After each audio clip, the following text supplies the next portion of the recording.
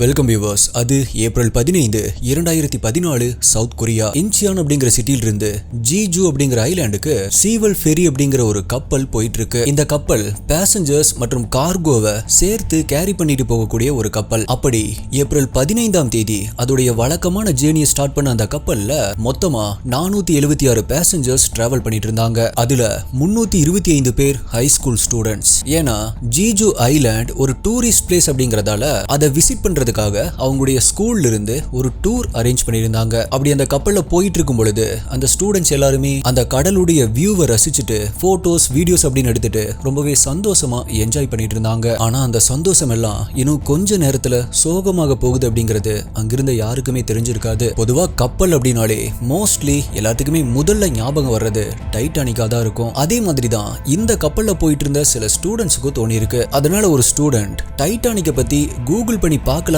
அப்படின்னு பார்க்கும்போது அவங்களுக்கு தெரிய வந்தது என்ன அப்படின்னா ஏப்ரல் 15ஆம் தேதி தான் டைட்டானிக் கப்பல் மூழ்கி இருக்கு. அப்படி பார்த்தா அவங்க போயிட்டு இருக்கிற அன்னைக்கு டேட்டும் ஏப்ரல் 15 தான். சோ இன்னையோட டைட்டானிக் கப்பல் மூழ்கி கரெக்டா 102 வருடங்கள் ஆச்சு அப்படின்னு அந்த டேட்டோட கோஇன்சிடென்ஸை பத்தி பேசிக்கிறாங்க. இப்போ அடுத்த நாள் ஏப்ரல் 16, 2014 டைம் இப்ப கரெக்டா 8:48 இருக்கும். அந்த கப்பல் ஜிண்டோ அப்படிங்கிற ஒரு ஐலாண்ட் கிட்ட போயிட்டு இருக்கும் பொழுதுதான் யாருமே எதிர்பார்க்காத அந்த இன்சிடென்ட் நடக்க ஆரம்பிச்சது.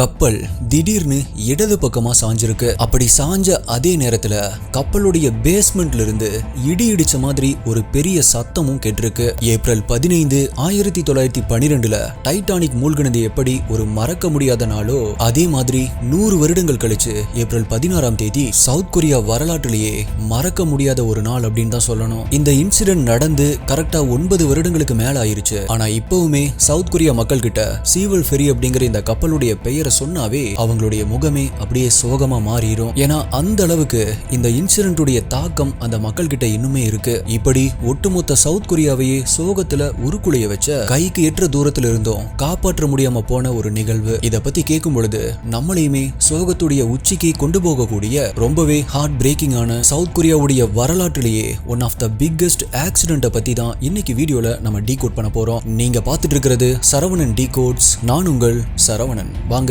இன்னைக்கு வீடியோக்குள்ள போலாம்.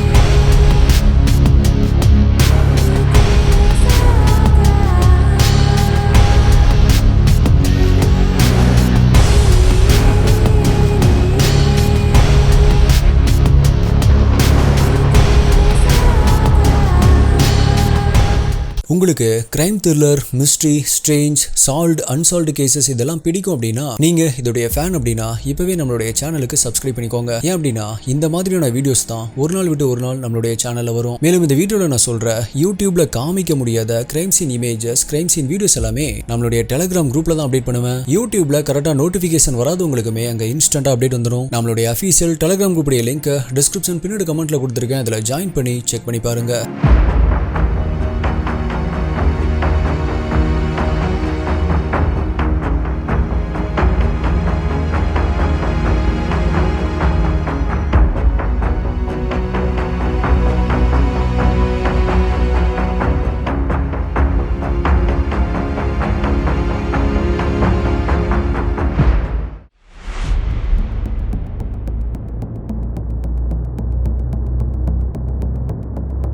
பொதுவாகவே எல்லா கப்பலுக்குமே ஏஜ் லிமிட் அப்படிங்கிற ஒன்று இருக்கும். அது மாதிரி இந்த கப்பலுடைய ஏஜ் லிமிட் அதிகபட்சமா 20 வருடங்கள். சிவல் ஃபெரி ஏற்கனவே 18 வயதான ஒரு கப்பல். இப்படி ஒரு கப்பல் அதோடைய ஏஜ் லிமிட்டை நெருங்கும் பொழுது ஒன்னு அதை ரீசைக்கிள் பண்ணுவாங்க, இல்ல அப்படின்னா அந்த கப்பல்ல சில சேஞ்சஸ் பண்ணுவாங்க. ஆனா இந்த கப்பலை ரீசைக்கிள் பண்ணாம பேசஞ்சர்ஸ்க்கான ஸ்பேஸையும் கார்கோ கொண்டு போறதுக்கான ஸ்பேஸையும் இன்க்ரீஸ் பண்ணி திரும்பவுமே ஒர்க்கிங்க்கு கொண்டு வராங்க. அப்படி இந்த சேஞ்சஸ் பண்ணதுக்கு அப்புறமா 987 டன் கார்கோவை தான் இந்த கப்பல் கேரி பண்ணிட்டு போகணும் அப்படின்னு இதோடைய மேக்ஸிமம் லிமிட் ஃபிக்ஸ் பண்ணப்பட்டிருந்துச்சு. ஆனா இந்த இன்சிடென்ட் நடந்த அன்னைக்கு இந்த கப்பல் கேரி பண்ணிட்டு போன கார்கோவுடைய மேக்ஸிமம் வெயிட் எவ்வளவு தெரியுமா? மொத்தமா 3600 டன் கார்கோவை இந்த கப்பல்ல ஏத்திட்டு போயிருக்காங்க.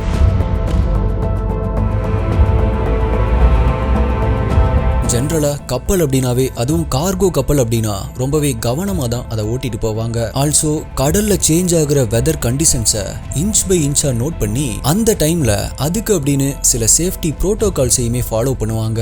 ஏன் அப்படின்னா ஒரு சின்ன தப்பு நடந்தா கூட அது ரொம்பவே பெரிய ஆபத்துல கொண்டு போய் முடிஞ்சிடும். இப்படி இருக்கும் பொழுது 476 பேசஞ்சர்ஸோட கூடவே 3 மடங்கு அதிகமான கார்கோவை கேரி பண்ணிட்டு போற ஒரு கப்பலை எந்த அளவுக்கு கவனமா ஓட்டிட்டு போகணும். ஆனா இந்த கப்பலுடைய கேப்டனான 69 வயதான லீ ஜியோன்சியோக் எந்த ஒரு பயமோ பதட்டமோ இல்லாம அவரோட கேபின்ல ரொம்பவே கூலா ரெஸ்ட் எடுத்துட்டு இருக்காரு. கப்பலை ஓட்ட வேண்டிய கேப்டன் கேபின்ல ரெஸ்ட் எடுத்துட்டு இருக்காரு அப்படின்னா அப்ப இப்ப கப்பலை ஓட்டிட்டு இருக்கிறது யாரு அப்படின்னா 55 வயதான சோ ஜூன் கி அப்படிங்கிற ஒரு ஹெல்ஸ்மேனும் அவரு கூடவே 26 வயது பெண்ணான பார்க் அப்படிங்கிற ஒரு தேர்ட் மேட்டும் தான்.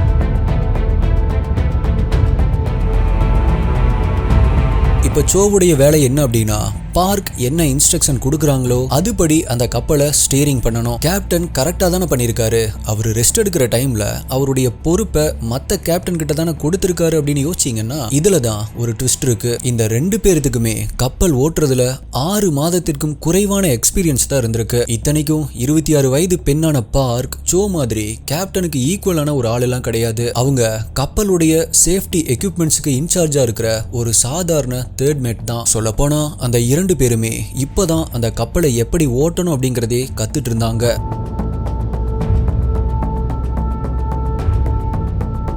சம்பவம் நடந்த அந்த நாள் பார்க் கப்பலுடைய ஸ்பீடை மானிட்டர் பண்றாங்க. அப்போ அது 18 knots வேகத்துல, அதாவது 33 கிலோமீட்டர் வேகத்துல போயிட்டு இருந்திருக்கு. இப்படி போயிட்டு இருக்கும் பொழுதுதான் பார்க் கப்பல்ல இருக்கிற ரேடாரை செக் பண்றாங்க. அப்படி பார்க்கும் பொழுது அதுல கப்பல் போயிட்டு இருந்த டைரக்ஷனை மாத்த சொல்லி காமிச்சிருக்கு. அதே நேரத்துல அந்த கப்பல் போயிட்டு இருந்த அந்த பகுதியில கரண்ட் அப்படின்னு சொல்லப்படுற கடலுடைய நீரோட்டம் ரொம்பவே அதிகமா இருந்திருக்கு. இப்ப ரேடாரை மட்டும் செக் பண்ண பார்க் கடலுடைய கரண்ட்டை கவனிக்காம விட்டுறாங்க. இந்த மாதிரியான நேரத்துல தான் அனுபவம் ரொம்பவே முக்கியம். இப்ப அவங்க கவனிக்காம விட்ட அந்த கரண்ட் தான் சவுத் கொரியாவுடைய வரலாற்றுல இடம் பிடிக்க போற ஒரு கொடூரமான இன்சிடென்ட்டுக்கு காரணமா இருக்க போகுது அப்படிங்கிறது அப்ப உங்களுக்கு தெரியாது.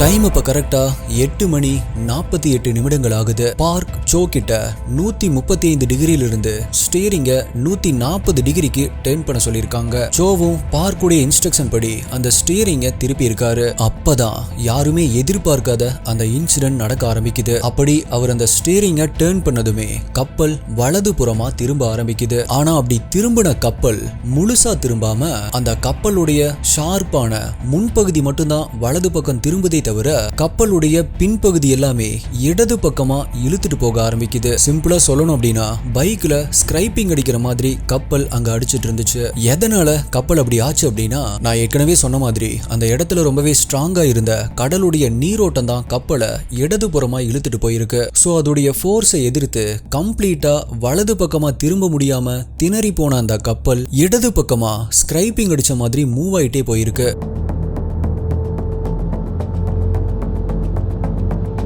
இப்போ அந்த ஸ்டீரிங் வீல பிடிச்சிட்டு இருந்த சோக்கோ முகமெல்லாம் அப்படியே வேர்த்து போகுது.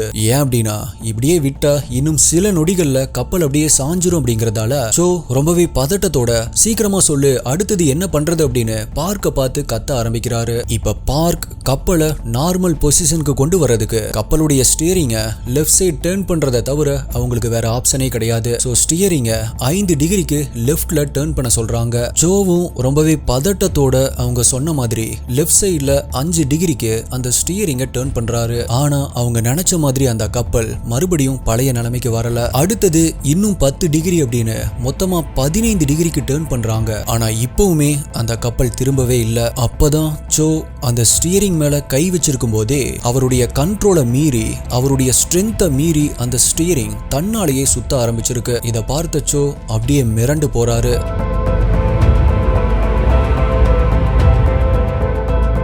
ரெண்டு பேருமே அந்த ஸ்டீரிங் வீல் தன்னால சுத்துறத பார்த்து அப்படியே ஸ்டன் ஆகி பார்த்துட்டே இருந்திருக்காங்க. 6825 டன் எடையுள்ள அந்த கப்பல் இப்ப சடனா அதோடைய சென்ட்ரிஃபியூகல் ஃபோர்ஸ், அதாவது அதோடைய மைய விலக்கு விசையில் இருந்து அப்படியே விலகி இடது புறமா சாய ஆரம்பிக்குது. எப்பவுமே இந்த மாதிரி இன்கேஸ் கப்பல் சாஞ்சுது அப்படின்னா பல நேரங்கள்ல அந்த கப்பல் மறுபடியுமே அதோடைய ஸ்ட்ரெயிட் பொசிஷனுக்கு தானாவே வந்துடும். ஆனா அது அந்த கப்பல் இருக்கிற வெயிட்டை பொறுத்தது. இந்த கப்பலும் அதே மாதிரி ஸ்ட்ரெயிட் பொசிஷனுக்கு வந்திருக்கும். வரைக்கும் அப்ரூவ் பண்ண லிமிட்டுக்கு கார்கோவை ஏத்திட்டு போயிருந்தா. ஆனா இவங்க தான் 3 மடங்கு அதிகமான வெயிட்டை ஏத்திட்டு போயிருக்காங்களே. சோ அப்படி சாஞ்ச அந்த கப்பல் திரும்பவுமே ஸ்ட்ரெயிட் பொசிஷனுக்கு வர்றதுக்குள்ள அந்த கப்பலுடைய பேஸ்மெண்ட்ல கார்கோவை கட்டி வச்சிருந்த செயின்ஸ் எல்லாமே அறுக்க ஆரம்பிக்குது. அந்த கார்கோஸ் எல்லாம் சரிஞ்சு போய் ஏற்கனவே இடது பக்கமா சாஞ்சிட்டு இருந்த கப்பலை இன்னும் தள்ளி விடுற மாதிரி கப்பலுடைய லெஃப்ட் சைட்லயே பயங்கரமா மோதுது. அப்பதான் நம்ம இன்ட்ரோல சொன்ன மாதிரி பயங்கரமா இடி இடிச்ச மாதிரியான சத்தமும் பேசஞ்சர்ஸ்க்கு கேட்க ஆரம்பிச்சிருக்கு.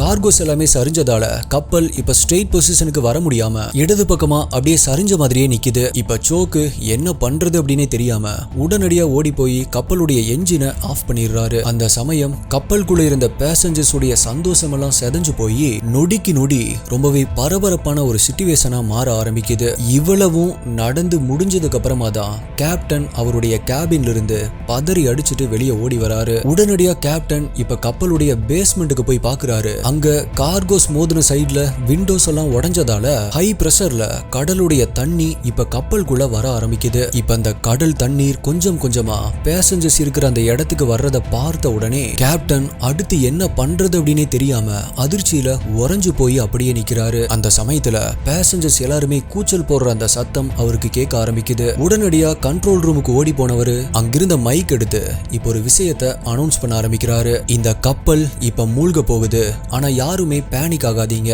எல்லாருமே லைஃப் ஜாக்கெட்டை போட்டுட்டு வெயிட் பண்ணுங்க. கண்டிப்பா ரெஸ்கியூ டீம் வந்து எல்லாத்தையுமே சேவ் பண்ணிடுவாங்க அப்படின்னு ஒரு நடுக்கத்தோட சொல்ல ஆரம்பிக்கிறாரு.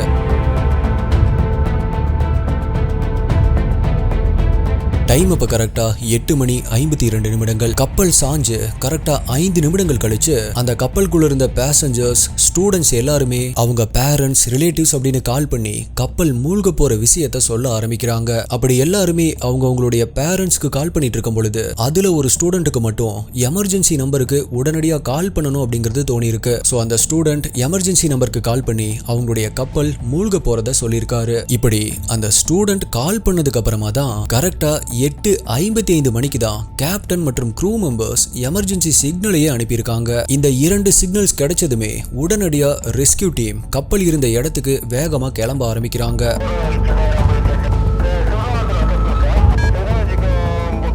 பேசஞ்சர்ஸ் எல்லாருமே ரெஸ்கியூ போட்ஸ்க்காக வெயிட் பண்ணிட்டு இருந்த அந்த சமயத்துல கப்பலுடைய க்ரூ மெம்பர் ஒருத்தங்க மைக்ல ஒரு அனௌன்ஸ்மெண்ட் பண்றாங்க. அது என்ன அப்படின்னா, பேசஞ்சர்ஸ் எல்லாருமே அவங்க இருக்கிற இடத்துல இருந்து ஒரு இன்ச் கூட நகராதீங்க. பிகாஸ் கப்பல் இப்ப ரொம்பவே சாய்வான ஒரு கோணத்துல இருக்கு. உங்களுடைய ஒரு சின்ன மூவ்மெண்ட் கூட ரொம்பவே டேஞ்சர் தான். அதனால சேஃப்டிக்காக பக்கத்துல இருக்கிற பில்லர்ஸை புடிச்சுக்கோங்க அப்படின்னு ஒரு அனௌன்ஸ்மெண்ட் கொடுக்குறாங்க. இத கப்பலுக்குள்ள இருந்து கேட்டுட்டு இருந்த ஸ்டூடெண்ட்ஸ்ல ஒரு ஸ்டூடெண்ட் தன்னுடைய ஃப்ரெண்ட்ஸ் கிட்ட என்ன சொல்லியிருக்காங்க அப்படின்னா, இப்படிதான் வேற ஒரு ஆக்சிடென்ட்லயும் இதே மாதிரி தான் ஒரு இன்ஸ்ட்ரக்ஷன் கொடுத்தாங்க. அதுலயும் இதே மாதிரி எங்கேயுமே நகர வேண்டாம் அப்படின்னு தான் சொல்லியிருக்காங்க. ஆனா அந்த இன்ஸ்ட்ரக்ஷனை ஃபாலோ பண்ணாதவங்க தான் கடைசியில சர்வை பண்ணியிருக்காங்க அப்படிங்கறத சொல்றாங்க.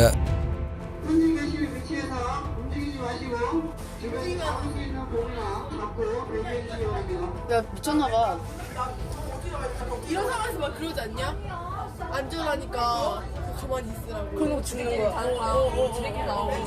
영어 왜 다 그러잖아. 그 지하철도 그렇잖아. 안전하니까 좀만 있어달라고 했는데 지하철 비싸는데. 우리 진짜로 이만큼 귀여운 거야. 진짜야 이거. 나가 사람들을 살고. அந்த ஸ்டூடெண்ட் சொன்னது 100% உண்மைதான். பிகாஸ் அதுதான் இங்க நடக்க போகுது. 8:48 அந்த கப்பல் சாஞ்சு சரியா 40 நிமிடங்கள் கழிச்சு 9:39 ரெஸ்கியூ டீம்ஸ் அங்க வராங்க. அப்படி ரெஸ்கியூ போட் அங்க வந்து பார்க்கும்போது அந்த கப்பல் கடல்ல இடதுபுறமா சாஞ்சு மெல்லமா மூழ்கிட்டு இருந்துச்சு. உடனடியா இதை எல்லா நியூஸ்லயுமே லைவா டெலிகாஸ்ட் பண்றாங்க. இந்த நியூஸை லைவா பார்த்துட்டு இருந்த எல்லாருமே உள்ள இருக்கிற பேசஞ்சர்ஸ் மற்றும் ஸ்டூடெண்ட்ஸை காப்பாத்துற வரைக்கும் அந்த கப்பல் மூழ்க கூடாது அப்படின்னு ப்ரே பண்ண ஆரம்பிச்சாங்க. ஆனா கொஞ்ச நேரத்திலேயே கவர்மெண்ட் அந்த லைவ் டெலிகாஸ்ட கட் பண்றாங்க. இப்போ அந்த இடத்துக்கு முதல்ல வந்த ஒரு சின்ன ரெஸ்கியூ போட்ல மூழ்கிட்டு இருக்கிற அந்த கப்பல்ல இருந்து ஒரு நபர் ரொம்பவே வேகமா ஓடி போய் ஏறாரு. அப்படி முதல் ஆளா உயிர் தப்பிச்சா போதும் அப்படின்னு ஏறி உட்கார்ந்தது வேற யாரும் இல்ல, அது அங்க மூழ்கிட்டு இருக்கிற அந்த கப்பலுடைய கேப்டன் லீ தான். அடுத்ததா வந்த ரெஸ்கியூ போட்ல ஒரு 14 பேர் ஏறி உட்கார்றாங்க. அது வேற யாரும் இல்ல, அந்த கப்பலுடைய க்ரூ மெம்பர்ஸ் தான். இது இந்த வீடியோல மட்டும் ரெக்கார்ட் ஆகல அப்படின்னா அவங்க மறைக்க நினைச்ச விஷயம் வேற யாருக்குமே தெரிஞ்சிருக்காது.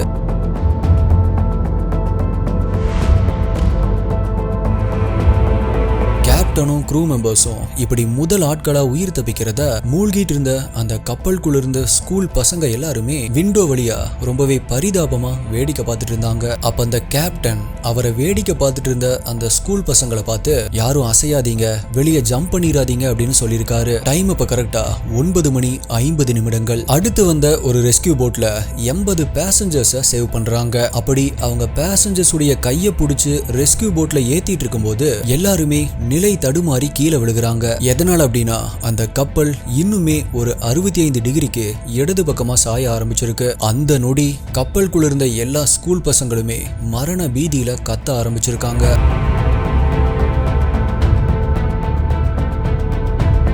ரெஸ்கியூ டீம் இப்ப முன்ன விட ரொம்பவே ஃபாஸ்டா எல்லா பேசஞ்சர்ஸையுமே ஏத்த ஆரம்பிக்கிறாங்க. ஆனா அப்படி ரெஸ்கியூ பண்ண பேசஞ்சர்ஸ் எல்லாத்தையுமே கரைக்கு கொண்டு போய் விட்டுட்டு திரும்பவும் அங்க வர்றதுக்கு கொஞ்சம் டைம் எடுத்திருக்கு. ஆனா அந்த சமயத்துல கப்பலுக்குள்ள நிலைமை ரொம்பவே மோசமாக ஆரம்பிச்சது. கப்பலுடைய பேஸ்மெண்ட்ல இருந்து வர ஆரம்பிச்ச கடல் நீர் பேசஞ்சர்ஸ் இருக்கிற இடம் வரைக்குமே வந்திருந்துச்சு. அதனால பயத்துல என்ன பண்றது அப்படின்னு தெரியாம கேப்டன் மற்றும் க்ரூ மெம்பர்ஸ் சொன்ன மாதிரி அசையாம நிக்காம சில பேர் கப்பலுடைய மேல் பகுதிக்கு ஓடி வராங்க. அப்படி கப்பலுடைய மேற்பகுதிக்கு அவங்க என்ன ஆனாலுமே பரவாயில்ல அப்படின்னு தைரியத்தை வரவழைச்சிட்டு 50 அடி உயரத்திலிருந்து கீழே கடல்ல ஜம்ப் பண்ணிருக்காங்க.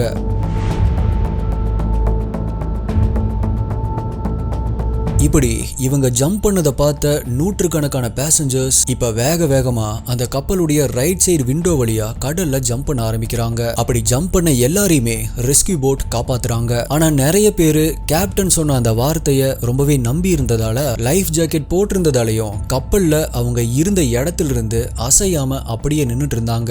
எப்படியாவது ரெஸ்கியூ டீம் கப்பலுக்குள்ள வந்து நம்மளை காப்பாத்திடுவாங்க அப்படிங்கிற ஒரு மென்டாலிட்டியில தான் அவங்க இருந்தாங்க. ஆனா அவங்க யாருக்குமே அந்த கப்பல் இன்னுமே சில நிமிடங்கள்ல மூழ்க போகுது அப்படிங்கிறது தெரியாது. அந்த பேசஞ்சர்ஸ் எல்லாருமே கப்பலுக்குள்ள இந்த மாதிரியான ஒரு சென்டர் பொசிஷன்ல தான் நின்னுட்டு இருந்தாங்க.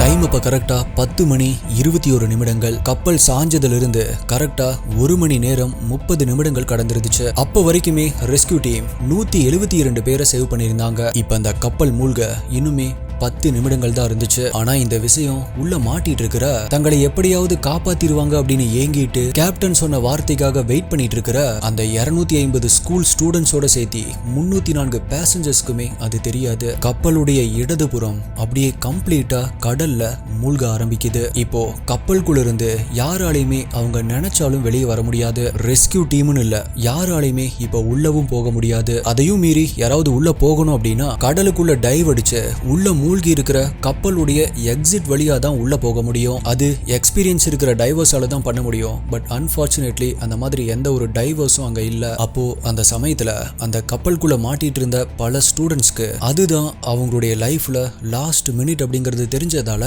எல்லாருமே அவங்களுடைய பேரண்ட்ஸ்க்கு கால் பண்றாங்க. அப்படி கால் பண்ண அவங்க சேவ் பண்ண சுத்தி அத்தனை ரெஸ்கியூ போட்ஸ் இருந்துமே எங்களால தப்பிக்க முடியல, நாங்க உள்ளேயே மாட்டிக்கிட்டோம், இன்னும் கொஞ்ச நேரத்துல நாங்க சாக போறோம் அம்மா அப்படின்னு சொல்லி அவங்களுடைய பேரண்ட்ஸ் கிட்ட சொல்லி கதறி அழுக ஆரம்பிச்சிருக்காங்க. அப்போ வாழ்க்கையில நிறைய ட்ரீம்ஸோட இருந்த அந்த ஸ்டூடெண்ட்ஸ் உடைய மனநிலைமையும் அவங்க தான் எல்லாமே அப்படின்னு நினைச்சிட்டு இருந்த அவங்களுடைய பேரண்ட்ஸ் உடைய மனநிலைமையும் என்னால நினைச்சு கூட பார்க்க முடியல. டைம் இப்ப கரெக்டா 10:31.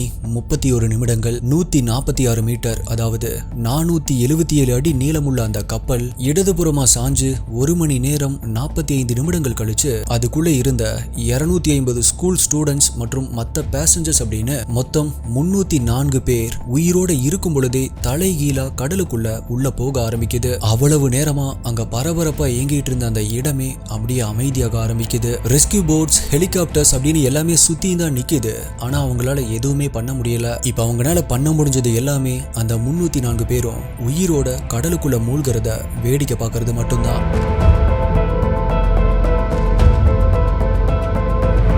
ஒரு பக்கம் இந்த லைவ் கட் ஆன உடனே அந்த கப்பலுக்கு என்னாச்சு அப்படின்னு தெரியாம மக்கள் எல்லாருமே குழப்பத்தில் இருந்தாங்க. அப்பதான் திடீர்னு ஒரு நியூஸ் டெலிகாஸ்ட் ஆகுது. 250 ஸ்டூடெண்ட்ஸோட மொத்தம் 304 பேசஞ்சர்ஸோட அந்த கப்பல் கடலுக்குள்ள மூழ்கிருச்சு அப்படிங்கிற நியூஸை கேட்டதுமே சவுத் கொரியாவுடைய மக்கள் எல்லாருமே கொதிச்சு போறாங்க, கதறி அழுக ஆரம்பிக்கிறாங்க.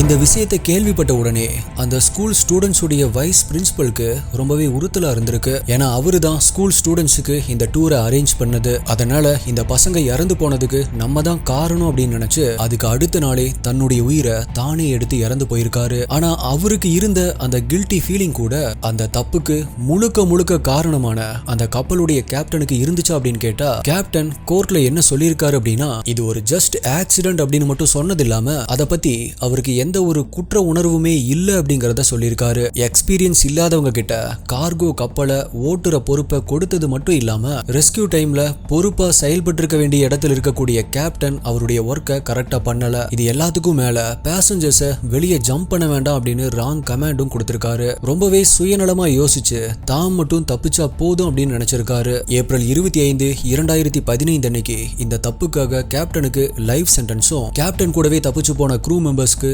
18 மாதத்திலிருந்து 12 வருடங்கள் வரை சிறை தண்டனை கொடுக்கப்பட்டிருக்கு. அது மட்டும் இல்ல, ரெஸ்கியூ டைம்ல 2 டைவர்ஸும் அவங்களுடைய உயிரை தியாகம் பண்ணிருக்காங்க. இதுக்கப்புறமா அப்படி கடலுக்குள்ள மூழ்கின அந்த ஸ்டூடெண்ட்ஸ் உடைய இறந்த உடலை மீட்டு தர சொல்லி கவர்மெண்ட் கிட்ட மக்கள் போராட்டம் பண்ணதால இந்த இன்சிடென்ட் நடந்து 3 வருடங்களுக்கு அப்புறமா, அதாவது 2017 மார்ச் 23 அன்னைக்கு கடலுக்கடியில வெறும் 43 மீட்டர் ஆழத்துல மூழ்கி இருக்கிற அந்த கப்பலை கிரேனை வச்சு மேல தூக்குறாங்க.